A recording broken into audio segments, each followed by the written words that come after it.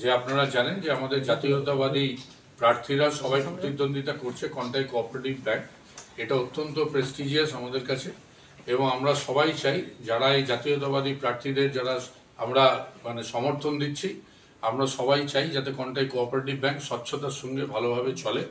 সেই কারণে আজকে মুখ্যমন্ত্রীর নির্দেশে আমাদের পূর্ব মেদিনীপুরের সমস্ত বিধায়ক এবং বিধায়কের সঙ্গে স্টেট থেকে আশিস চক্রবর্তী আমাদের যিনি কোঅপারেটিভ সেলটা দেখেন এবং আমাকে দায়িত্ব দিয়েছিলেন দলের আমাদের সুব্রত বক্সী এবং নেত্রী যে আজকে সবাইকে নিয়ে একটা মিটিং করে সর্বসম্মত আমাদের একটা প্রার্থী তালিকা প্রকাশ করতে এবং জাতীয়তাবাদী প্রার্থী তালিকা হিসাবে আমরা সর্বসম্মতভাবে এবং গতকালকে মুখ্যমন্ত্রী অখিল গিরি মহাশয়কে নির্দেশ দিয়েছিলেন ওনাকে কনভেনার করে এই নির্বাচনটা পরিচালনা করতে।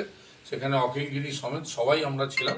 আমাদের মধ্যে এই প্রার্থী তালিকা আমরা চূড়ান্ত করেছি এবং এই প্রার্থী তালিকা চূড়ান্ত করে আমরা একটা কপি আমরা সংবাদ মাধ্যমকেও দিয়ে দিচ্ছি এবং এই প্রার্থী তালিকা হচ্ছে জাতীয়তাবাদী আমাদের যারা প্রার্থীরা দাঁড়িয়েছেন তাদের তালিকা। এই তালিকা অনুযায়ী আগামী দিনে আমাদের যত ভোটার আছে তাদের কাছে আমরা অ্যাপিল করেছি